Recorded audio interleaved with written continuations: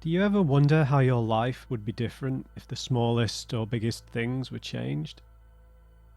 Not your choices or a mistake you made, but some detail, significant or not, that might alter the trajectory of your life.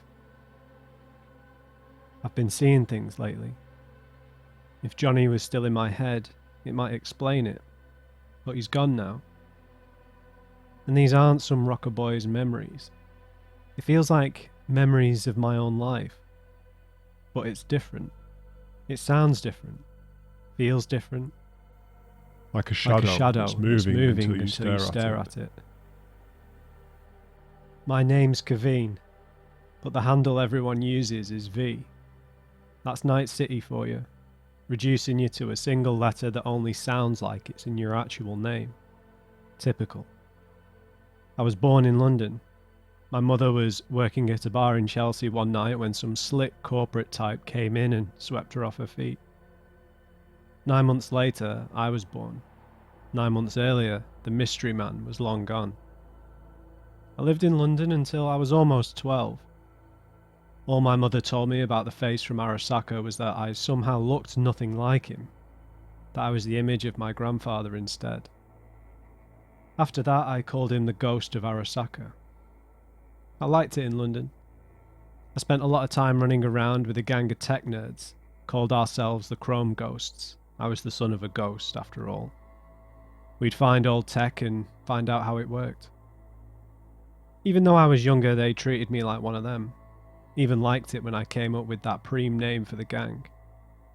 Rasheen, my mum, seemed convinced that being the son of a Saka suit was our ticket to the high life. She wasn't far wrong, but we never made it to the entrance with those tickets. One day, we were bin dipping near a Ripper clinic in Camden Town when we found an old Arasaka net running suit. Self-ice, limited protection from demons and all that. No one wanted to try it, so they used me as the guinea pig after adapting the suit to fit a little smaller. I tried it on a few small subnets around town. All worked smoothly. More importantly, no one pinged my ID at any point. We then had the gonk-brained idea to try it on one of the Arasaka warehouses, thinking we'd get by because we were using Saka tech. I got fried almost immediately. The rest of the kids in the gang thought I was dead, so they legged it before I ended up the same way. Security showed up and found me. They instantly gene scanned me and linked me to my dad in NC. Ticket acquired, it seemed.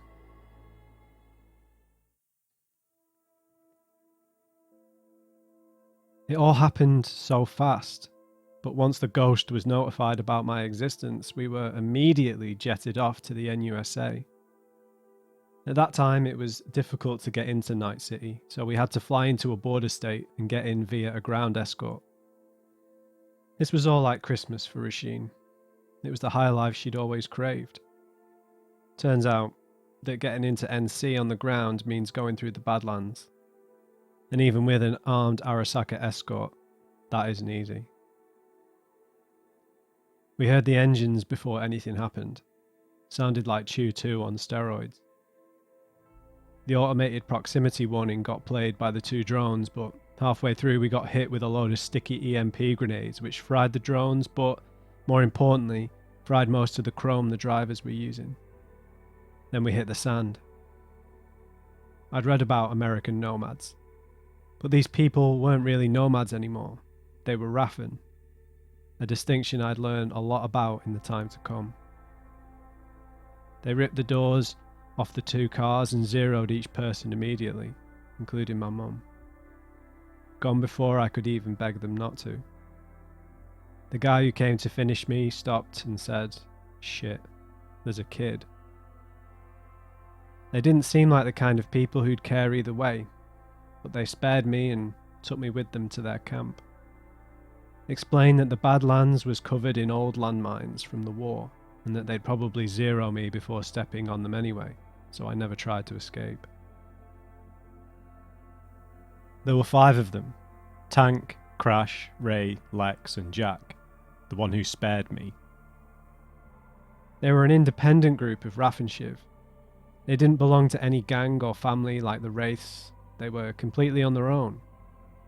To be honest, it didn't feel much different to my gang back home, scraping together enough tech to survive and build. For the first few days with them, I wouldn't talk or help them after losing my mum, especially not with Lex. She's the one who shot her. They lost their patience with me pretty quick, tied me up by my feet above a huge barrel of acid until I agreed I'd help. I agreed almost instantly, not because I was scared of them, but because of the piss-poor job they'd done tying the knot around my ankles.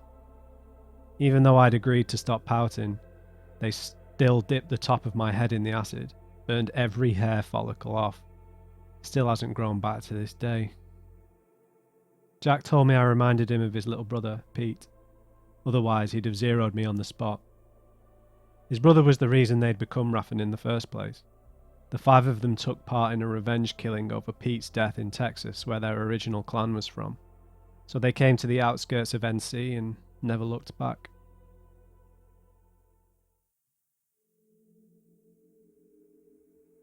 I spent 2 years with them. I became a real techie with legacy gear, and developed a bizarre love of grenades because the others used them so often.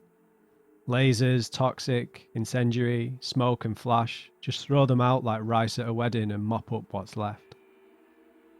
But ultimately, they became too comfortable pulling heists in the Badlands. They were great at it, don't get me wrong, but sooner or later your reputation becomes a problem, and you should just move somewhere else before that happens. The biggest risk we took was that we'd tag all our own cars and tack vests with Wraith logos. So all of the chatter on comlinks between the corps were about Wraiths and not us. You can guess what eventually happened. One night we got raided by the Wraith. What the others didn't know was that I knew they were coming. I'd heard the comms chatter. I'd seen them mobilising on their cams that I'd hacked. But what could we do to stop them? We were in the middle of the Badlands. I couldn't run before they arrived, so I had to hide.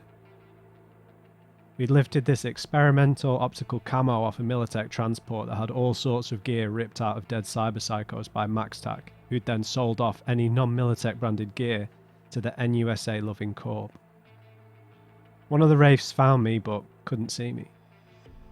The 30 seconds that the cloaking worked for felt like an eternity, but thankfully, the camp was so threadbare that the Wraiths didn't torch the place. And once they left, I was free.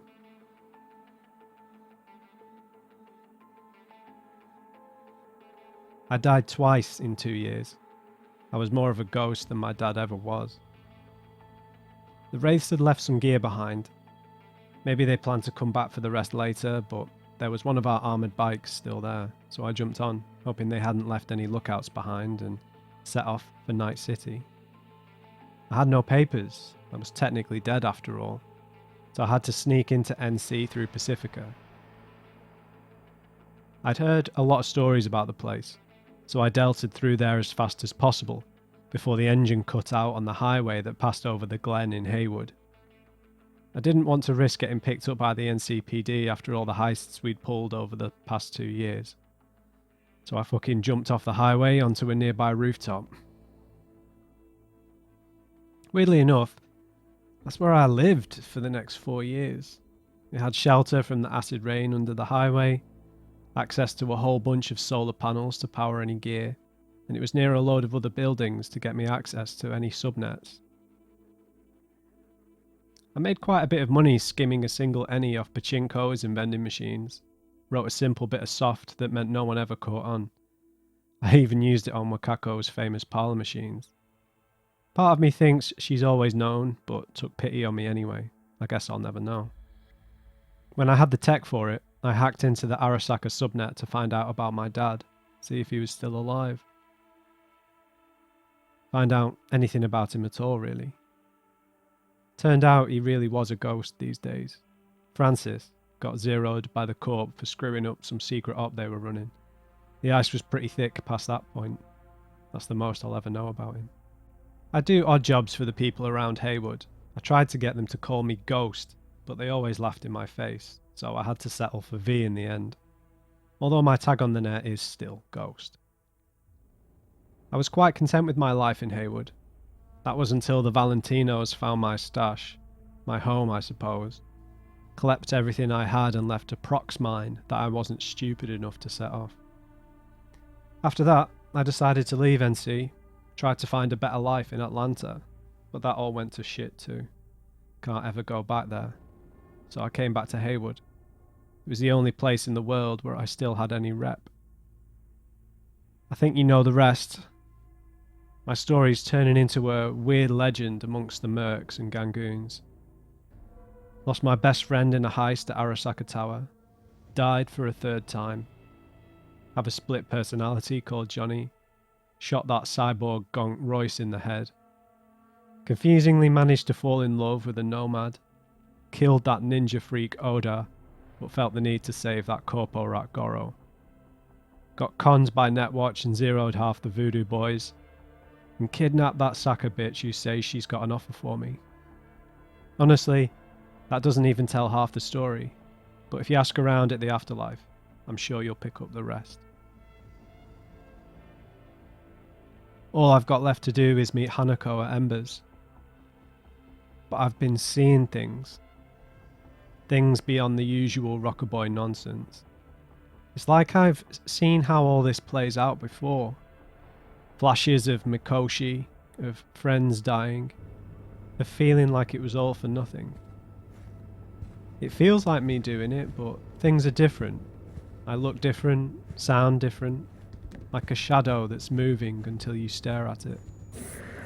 It spooked me enough that I'm seriously considering going to Dogtown after getting that call from Songbird, even though Hanako is the safer bet. What have I got to lose after all? I'm a 3-time ghost already, so fuck it. Let's make it 4. I know who you are, know your situation, your problem, and I can save your life.